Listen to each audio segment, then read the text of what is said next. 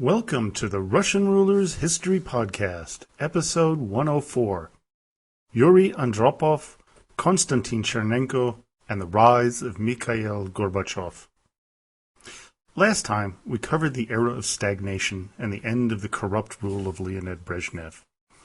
Now, we begin the home stretch of Russian Soviet leaders as we're down to our last 5 men, Andropov, Chenenko, Gorbachev, Yeltsin, and Putin. Now, some of you out there might be saying, hey, wait a minute, what about Medvedev? Well, I'm going to undoubtedly mention him. He really wasn't the true boss. But I'm getting ahead of myself. One other thing I'd like to also clean up here on our podcast is I made a promise that I'd give you an overdrive version of the podcast every other week. But life happens, and it just didn't happen this past week.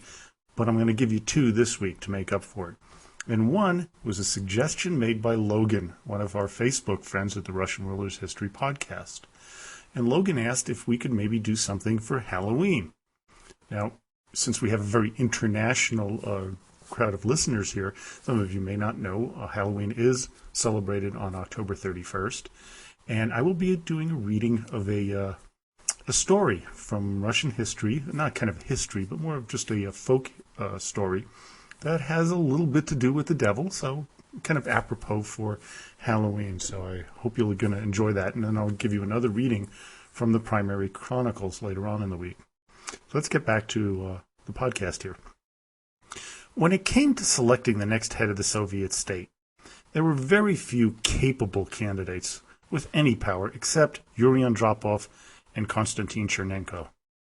So when it came to a vote on November 12, 1982, just 2 days after Brezhnev's death, Andropov, the KGB head, was chosen as the new general secretary with little opposition.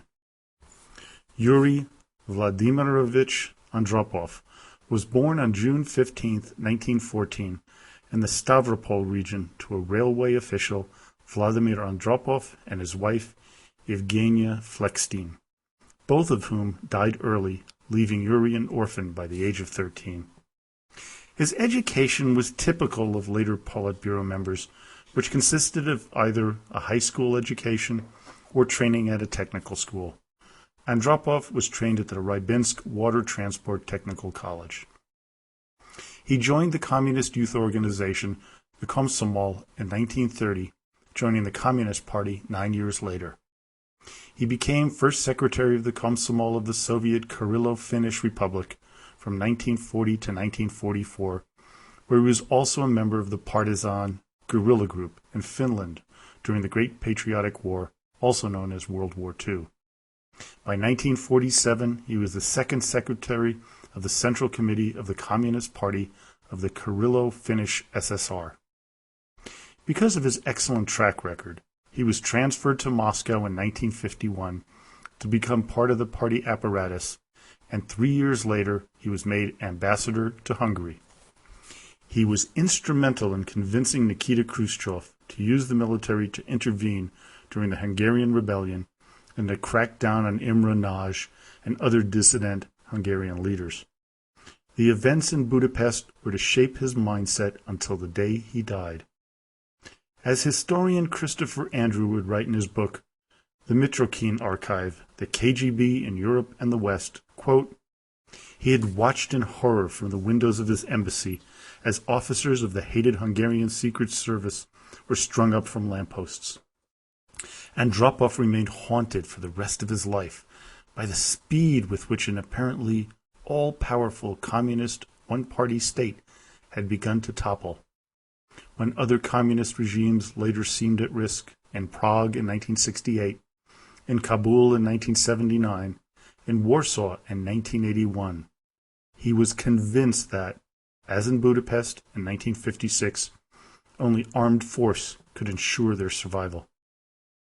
After successfully dealing with the Hungarian Revolution, he was recalled to Moscow to head one of the numerous bureaucratic apparatuses of the Communist Party.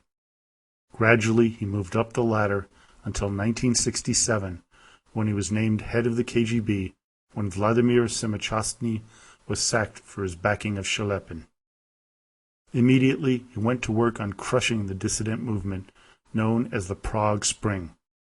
According to historian Andrew, he fabricated information fed not only to the public, but to the Politburo, which indicated that NATO was involved in a potential coup, which was nothing further from the truth.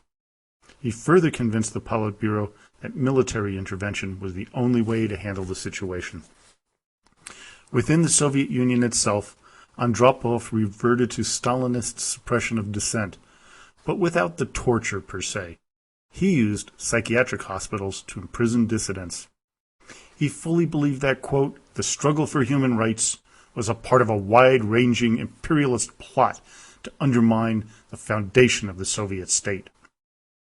By 1969, he had presented a plan to create a network of psychiatric hospitals to defend the, quote, Soviet government and socialist order.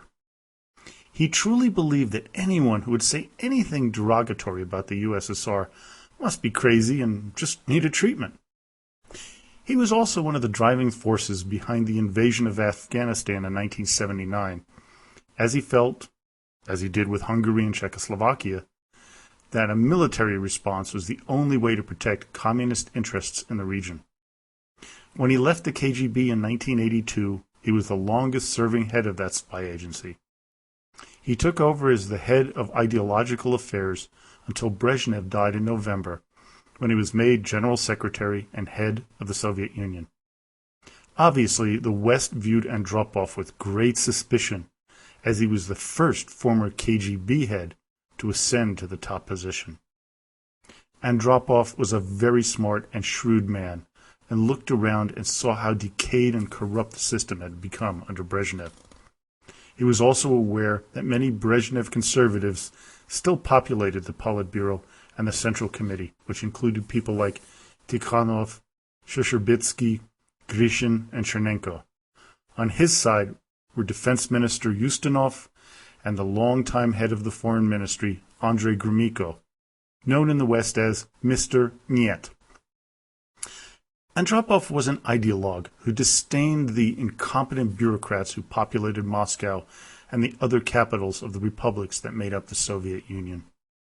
He firmly believed that Marxism-Leninism was the right model for running the government, but it was hindered by criminally corrupt officials. In his short tenure as General Secretary, he sacked 18 ministers, 37 first secretaries of various Communist Party committees, and initiated numerous criminal trials for corruption. He also made all of this public as a show to the people that change was in the air. Andropov believed that through discipline and order that the goal of Lenin could be achieved. But he did not just focus on the nomenklatura apparatchiks. He extended it to everyone in society. If you showed up late for work, you were penalized. No more leaving work to go do some chores, which, while logical, caused Soviet women, and in particular wives, great hardships. In Russia, the woman was responsible for all things family and running the household in general.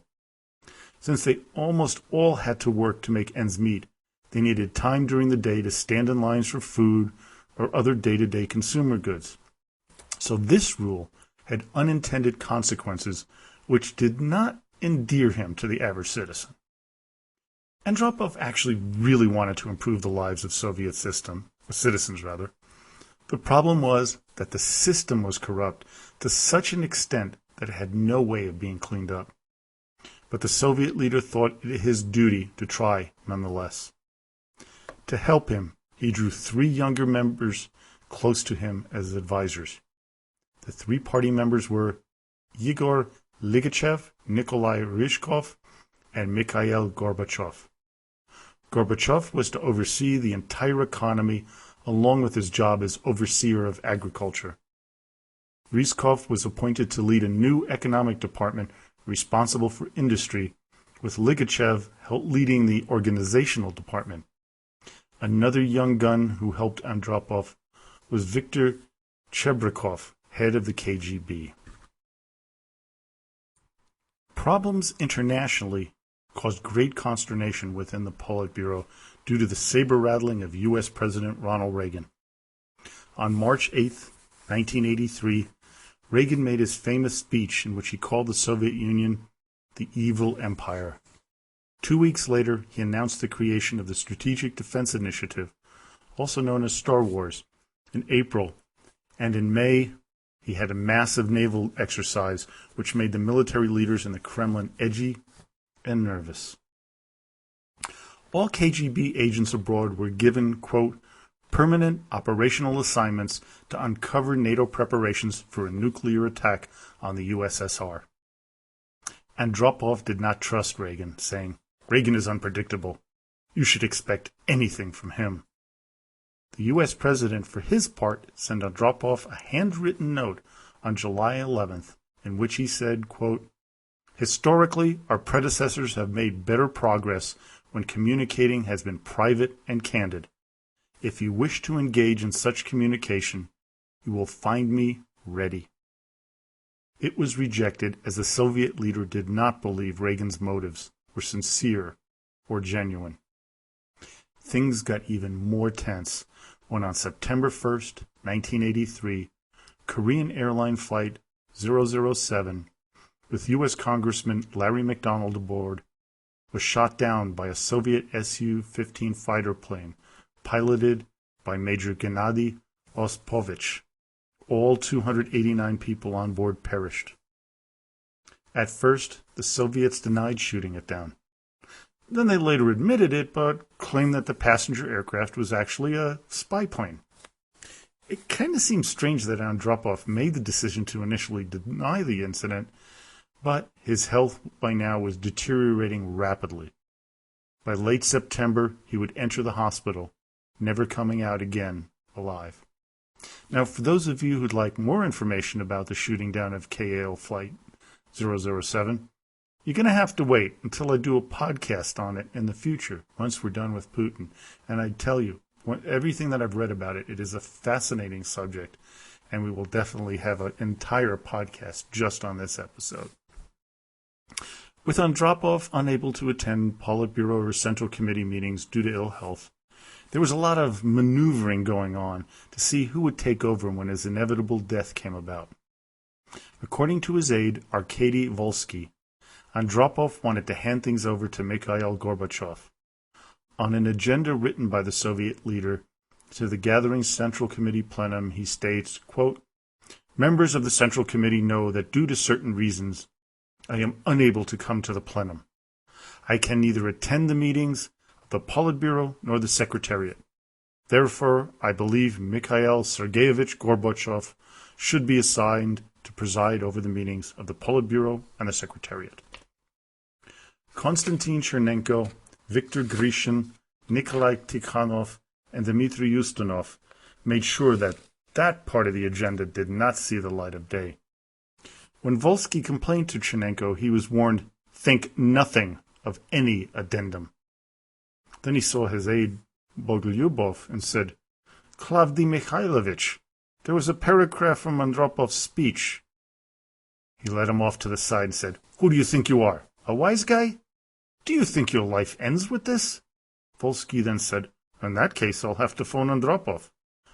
And Chernenko's aide replied, then that will be your last phone call. Andropov was angry when Volsky told him what had happened at the plenum, but there was little he could do considering his state of health.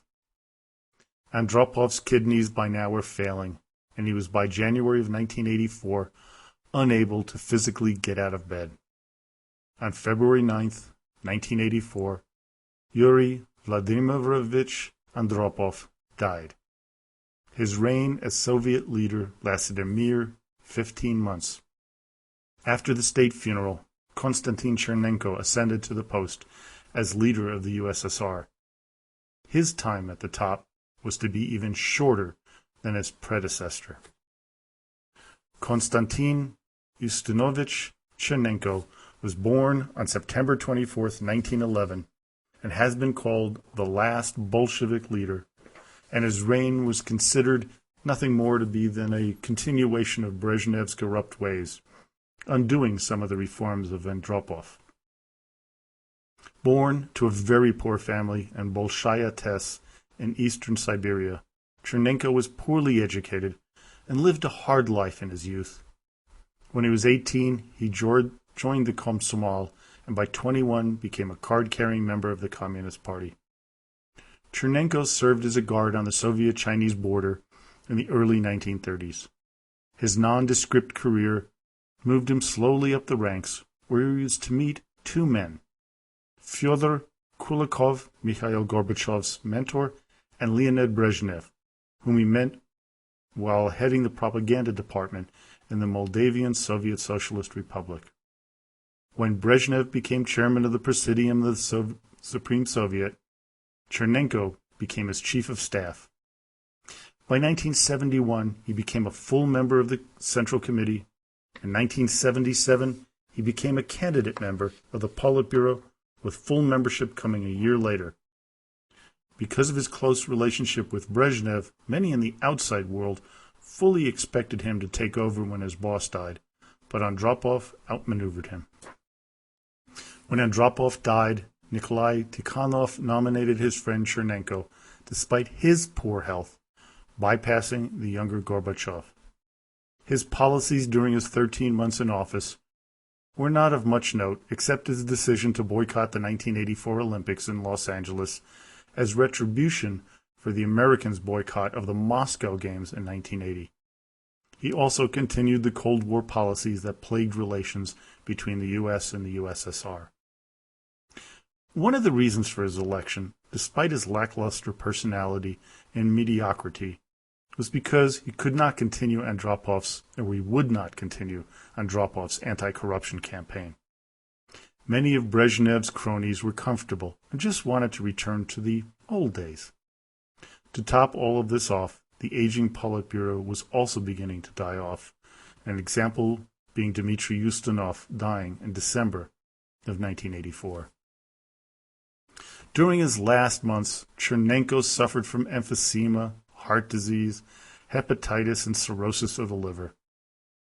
On February 22, 1984, he was dragged out of the hospital by Viktor Grishin for a photo opportunity to show the two men together while voting. It was Grishin's childish way of getting publicity, as he wanted to replace Chenenko. The televised event shocked the public audience. On March 10, 1984, Konstantin Yustinovich Chenenko passed away as the shortest reigning leader of the Soviet Union. When told of his passing, U.S. President Ronald Reagan in the middle of the night was to have said, "How am I supposed to get any place with the Russians if they keep dying on me?" His burial in the Kremlin necropolis was the last such burial. They even dropped his coffin before they got there. The notice of his death was actually second-page news, as the headlines were the announcement of the ascension of the new leader of the Soviet Union, Mikhail Gorbachev. Mikhail Sergeyevich Gorbachev was born on March 2, 1931, to a Russian-Ukrainian peasant couple. He was born in the town of Privolnoy, a small town in Stavropol Krai, a place that was to have an enormous role in his later career. More on that later. Misha, as he was called, lived a hard early life. Both of his grandfathers were arrested during Stalin's Great Purge of the late 1930s, something that was to have a great impact on him. Another great calamity he was to face early on was the Nazi invasion of 1939. Gorbachev's father fought bravely in the Great Patriotic War, having been wounded twice. With his father out fighting, Misha and his mother worked the fields until the area was occupied by the Nazis. The time that Gorbachev began to shine and get the eye of the authorities was during the reconstruction of the country after the war. As a teenager, he was awarded the Order of Red Banner of Labor for heroic feats of work, which is really rare for someone that young. He, with his father, brought in a record harvest in 1948. When in high school in 1950, he became a candidate member of the Communist Party. By 1952, he was a full-fledged member of the party. Few children from that area were able to get into advanced schools. Named Mikhail, he was an exceptional child and teenager. He was admitted to the University of Moscow Law School. In 1951, he met a fellow student from the philosophy department, Riza Maximovna Titarenko, whom he married in 1953. It was to be the love of his life, as he really deeply mourned her passing in 1999 at the age of 67, when he called her death the hardest blow ever. 1953 marked another event that helped shape Gorbachev's life, and that was the death of Stalin. While at the university when Stalin was alive, you were always careful with what you said. But things began to lighten up and liberalize, and there was more talk. As Gorbachev remembered it, quote, "Before the university, I was trapped in my belief system, in the sense that I accepted a great deal as given, assumptions not to be questioned. At the university, I began to think and reflect and to look at things differently. But of course, that was only the beginning of a long process." Returning to Stavropol after graduating with honors, Gorbachev rose up the ranks of the Komsomol and later the Communist Party as well. By 1966, he had become the first secretary of the Stavropol region, which was one of the most important events of his young life. The region was an area that many of the higher-ups in the Communist Party went to relax, to vacation, as it was littered with spas. Whenever men like Andropov or Suslov vacationed, it was Mikhail Gorbachev, the local party leader, that would greet them, which gave him an ability to make good impressions. Add to that he and his wife were both extremely charming individuals and very ambitious. By 1971, he was a member of the Central Committee. In 1978, when one of Gorbachev's mentors died, Fyodor Kulakov, he was moved up the ladder once again and was sent to Moscow to head the agricultural department of the Stavropol region. In 1979, he was made a candidate member of the Politburo, with full membership coming into the following year, 1980. By this time, Yuri Andropov had noticed the young man, so when he took over the leadership of the Soviet Union following Brezhnev's death in 1982, he brought the man closer to the center of power structure of the USSR. As I mentioned earlier, Gorbachev was the hand-picked successor to Andropov, but inner machinations gave that job to the ailing Chenenko. Some thought that this delay in taking over as the leader would harm his career, but quite the opposite happened, as Gorbachev would chair many of the meetings of the Politburo when Chenenko could no longer attend due to his failing health. It also helped that his fellow Politburo members became acutely aware that they could no longer keep foisting old men onto the center stage, especially with so many problems facing them. So when Chenenko died, they had to put in a younger man, and with so few viable candidates, Gorbachev seemed to be the logical choice. 3 men stood in his way: the 80-year-old Nikolai Tikhonov, Viktor Grishin, and the former first secretary of Leningrad, Grigory Romanov. They were all to be moved out in very short order.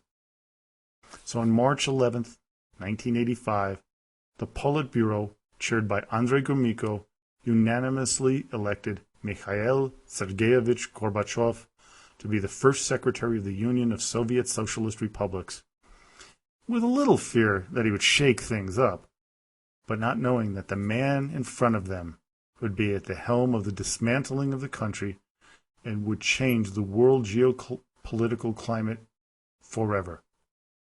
Join me next time when we follow the early days of Gorbachev's reign and recount the enormous problems facing him and his countrymen. Well, I hope you enjoyed today's podcast. Amazing to realize we're down to our last 3 rulers of the Russian people. But don't worry, it won't end with Putin. As I've mentioned a few times in the past, the podcast will take on a new direction that will be dealing with the history of Russia, not having to do with the rulers. We're going to cover the many incredible events that shaped the nation and the many people who enriched the lives of their countrymen and the rest of the world. Now, don't forget to come over and join us on Facebook at the Russian Rulers History Fan Club page, where you can ask a question, make a comment, or leave a suggestion. So, as always, до свидания и спасибо большое.